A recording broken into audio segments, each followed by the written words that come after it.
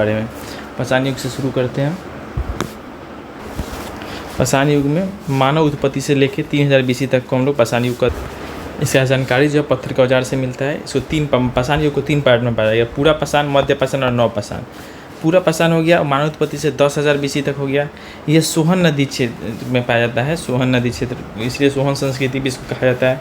पूरा पाषाण के बारे में हम लोग देख लेते हैं। पूरा पाषाण में जो है वो आग का खोज हुआ, पूरा पाषाण में आग का खोज हुआ। सोहन नदी जम्मू एंड कश्मीर उसके किनारे है, नर्मदा नदी और बेलन नदी के किनारे है। पूरा पाषाण जो है वो सोहन नदी, नर्मदा नदी और बेलन नदी के किनारे है। उसको याद है मध्य पाषाण। मध्य पाषाण जो है वो जो मेनली फेमस है किसके लिए, पशुपालन के लिए। ये कब से कब हुआ, 10,000 से लेकर 5500 BC तक। इसमें स्मॉल छोटे छोटे स्टोन पाए गए जिसको सूक्ष्म पाषाण कहा जाता है। पशुपालन जो है इसमें क्या क्या होता है, कुत्ता जो होता है पशुपालन में, उसमें आदमगढ़ और बागौर। आदमगढ़ में ही पाया गया और बागौर में। आदमगढ़ जो मध्य प्रदेश में, बागौर जो है राजस्थान में है। यूपी के सरायनगर, महदाहा और दमदमा में भी मध्य पाषाण का साक्ष्य है। सरायनगर, महदाहा और दमदमा मध्य से में पाया गया। पशुपालन आदमगढ़ मध्य प्रदेश और बागौर राजस्थान में। उसके बाद देखते हैं हम लोग नव पाषाण के बारे में। पहले पूरा पाषाण को और फिर से कंप्लीट करते हैं। पूरा पाषाण मानव उत्पत्ति से 10,000 BC तक था। आग का खोज हुआ सोहन नदी, नर्मदा नदी किनारे, बेलन यूपी में है, उस घाटी में, बेलन घाटी में। पूरा पाषाण को 3 काल में बांटा गया, निम्न, मध्य और ऊंच। निम्न, मध्य और ऊंच। तो निम्न को कहा जाता है सल्क या फिर गंडास संस्कृति। निम्न को कहा जाता है सल्क या फिर गंडास संस्कृति। मध्य को कहा जाता है फलक संस्कृति और ऊंच को कहा जाता है अस्थि खुरसनी संस्कृति।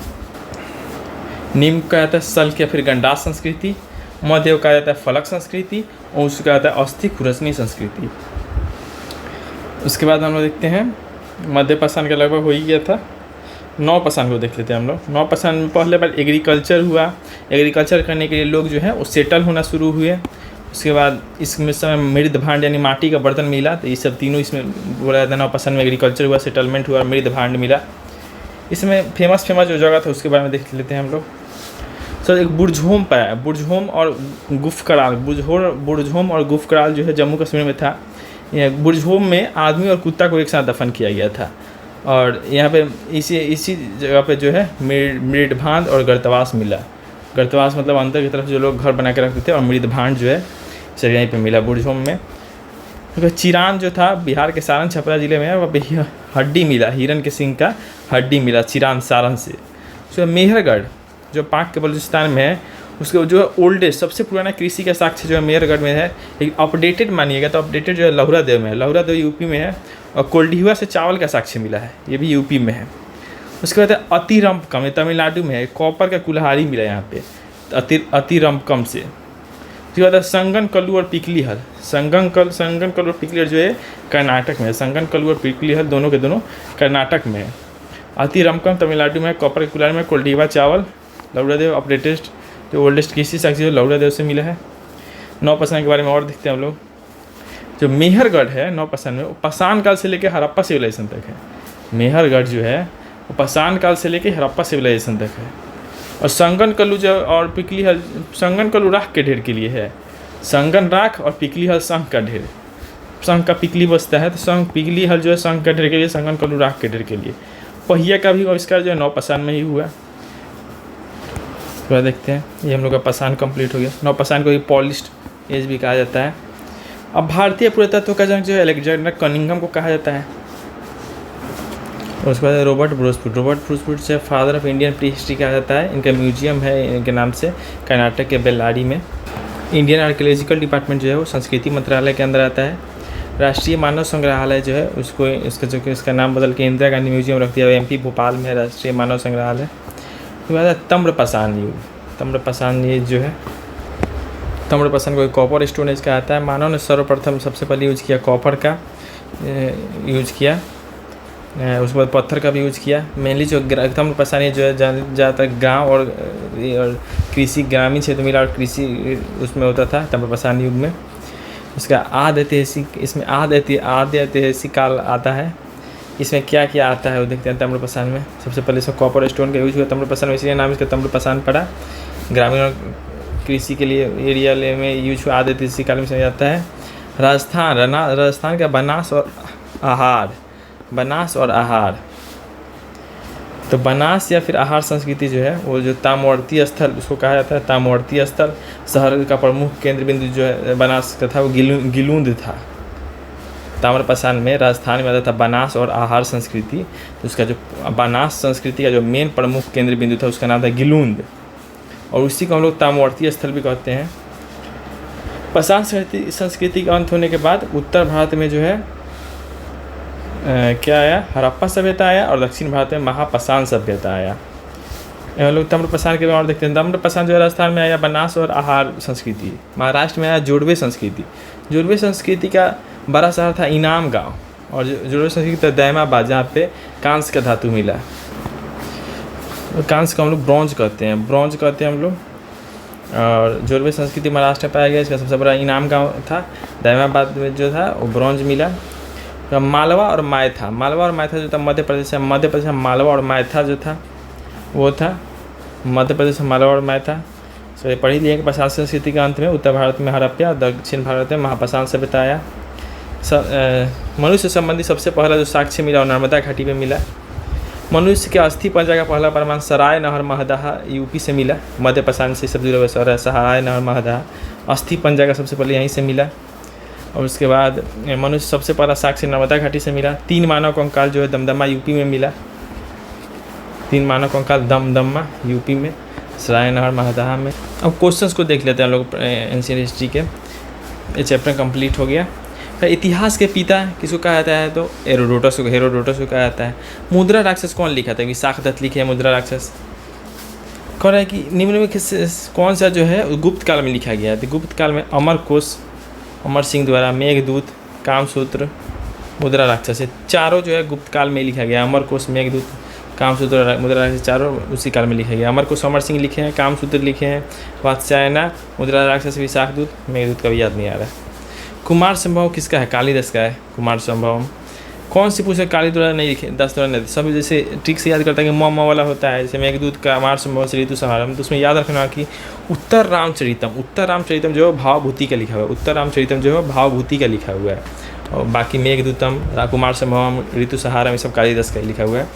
उत्तरी भारतीय राष्ट्रीय शास्त्रीय संगीत का बाइबल ग्रंथ संबंधित है नाट्यशास्त्र से। भरत मुनि द्वारा लिखा गया नाट्यशास्त्र उत्तरी भारतीय शास्त्रीय संगीत का बाइबल कहा जाता है इसको, नाट्यशास्त्र को, जिसको भरत मुनि ने लिखा है।